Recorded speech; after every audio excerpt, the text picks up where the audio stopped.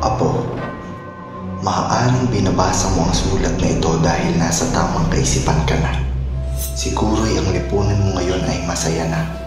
Ngunit, tunay nga bang malaya na tayo? Malaya na ba tayo sa korupsyon, sa maduming politika, sa pamimili ng boto, at iba pang huwad na kalayaan?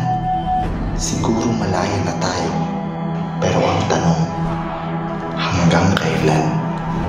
Tinawag nila itong revolusyon. Isang sandali kung kailan ang milyon-milyon ay nagkapit-bisig, mas malakas ang tibok ng puso kaysa sa alingaungaw ng tangke. Mas matindi ang panalangin kaysa sa bala. Wala kaming sandata, tanging tapang, pag-asa at paniniwala na mananaig ang katarungan. Hindi kami lumaban gamit ang armas, kundi tapang. Hindi kami nagtagumpay sa digmaan, kundi sa pagkakaisa. Dumugo kami, umiyak, nandigan at nagugin.